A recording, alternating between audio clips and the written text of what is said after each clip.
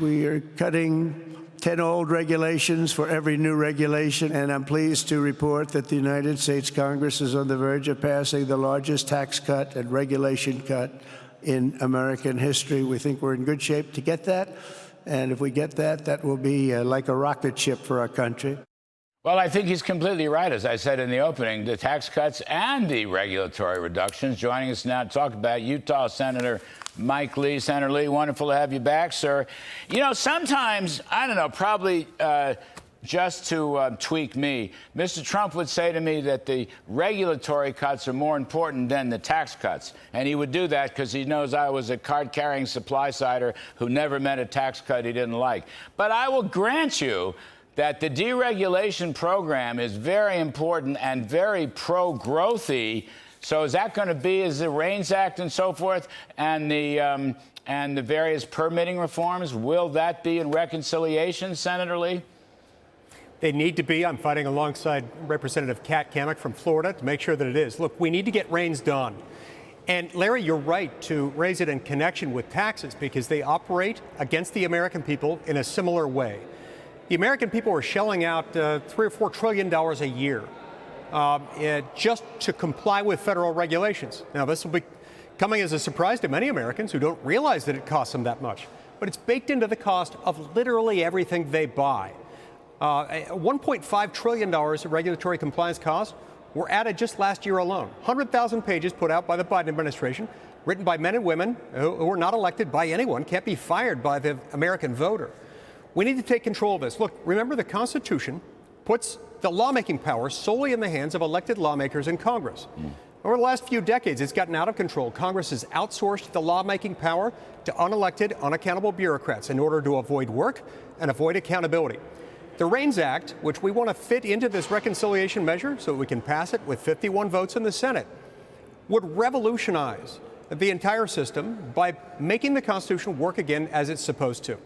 These regulations that the unelected bureaucrats come up to, they can propose them, but for them to take the effect of law, they'd have to be passed affirmatively into law by Congress. That's what the REINS Act is about, and that's why Kat Cammack and I are pushing so hard to get this into the reconciliation package.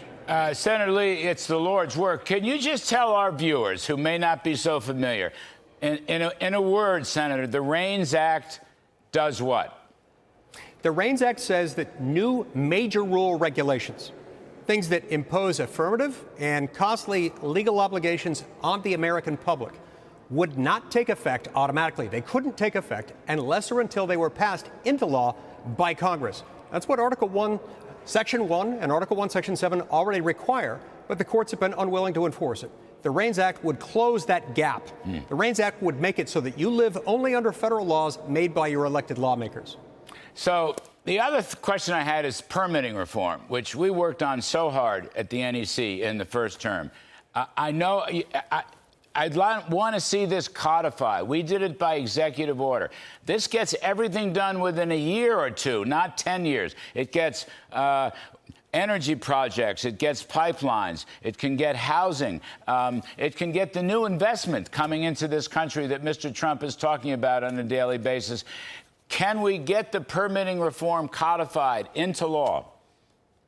Yes, we can. Now, this is something we don't believe is likely to be subject to passage under reconciliation. So we'll need 60 votes. We believe we've got 60 votes to do it. We passed one last year. A lot of this was based on work that I put into a bill called the Unshackle Act years ago.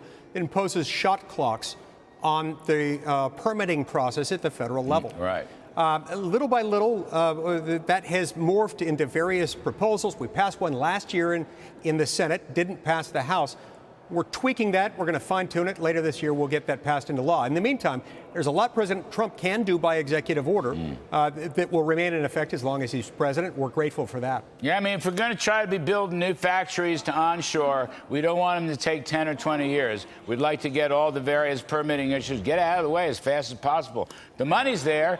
The tax incentives are there. We just have to get through the bureaucracy. That's the reason I raise it.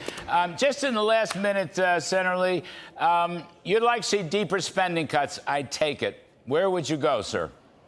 Yes, we need deeper spending cuts. We need to go back to an adjusted pre-pandemic spending level, as my colleague Ron Johnson from Wisconsin keeps saying. We need to lock in spending for FY 2026 to no higher than $6.5 trillion. And thereafter, we need to hold that until we get to balance.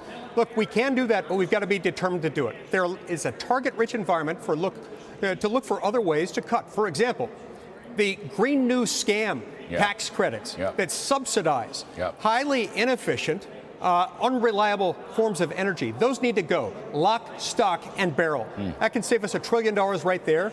That ought to be a place we start. We can do better than this, and we must if we're going to get out of this $37 trillion hole that we've created for ourselves. But the good news is it can be done. With this combination of tax reform, regulatory reform, permitting reform, and spending reform, we can get to balance. Terrific stuff. Senator Mike Lee, thanks for coming back on, sir. We appreciate it. Good luck on all these projects.